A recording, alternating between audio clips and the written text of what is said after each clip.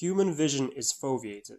The point of gaze is crisp, providing ample detail for high-level processing, while the rest of the visual field is perceived as increasingly blurred and provides us with wide peripheral awareness.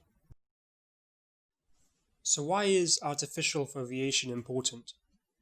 Integrating foveation into our designs can prove useful because mimicking the biology of the eye can lead to improved user experiences.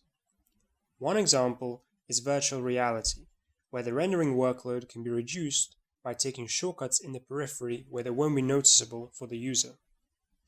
A second example is teleoperation, where the video link can be improved by reducing compression where the user is fixating and compensating with increased compression in the periphery. Foveation can also augment machine capabilities. A drone, for example, might benefit from a foveated camera feed that allows it to spot small targets while retaining a large field of view for obstacle avoidance. Our CUDA-Optimized foveation algorithm exploits the parallel processing power of the GPU to foveate high-definition video in real time. On the left is the CUDA architecture with its three core levels: the thread, the block, and the grid. And on the right is the image we will foveate. The image is treated as a patchwork of square fragments. When we launch the CUDA kernel, each block in the grid is assigned one of these fragments, and works independently of the others to convolve the relevant pixels with a unique Gaussian filter. Using CUDA blocks for this kind of spatially variant processing is efficient, because the block architecture is based on the physical design of the GPU. The resulting image looks smoothly foveated, but is in fact made up of the small fragments you saw earlier, where neighboring squares have similar levels of blur and hence blend together. The CUDA kernel to generate this image executes in 1.65 milliseconds on an NVIDIA GTX 1060 GPU. To determine the quality of foveation, we generate an SSIM map with reference to perfect foveation, which is done on a pixel-by-pixel basis, rather than in blocks.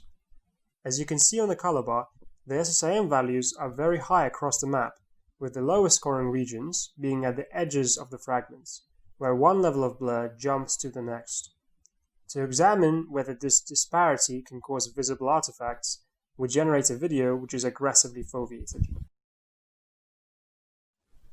You might be able to see some faint shimmers over the castle here, where the spatial frequencies are higher and the blur steps are therefore more noticeable. To eliminate them, we simply reduce the size of the fragments. By moving from 32 by 32 pixel fragments to 16 by 16 pixels, we introduce more incremental steps to the blur and make the boundaries more rounded. Now the artifacts are gone, and the blur is smooth again, despite the same aggressive foveation.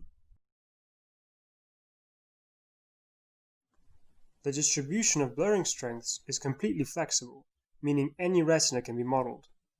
When designing the vision system of an autonomous machine, multiple retinas can be easily tested in real-time conditions to determine the optimal configuration for the task at hand, to then inform the design decisions of a foveation pipeline. More details are available in the paper, including the optimization techniques employed for efficient spatially variant processing within the CUDA kernel.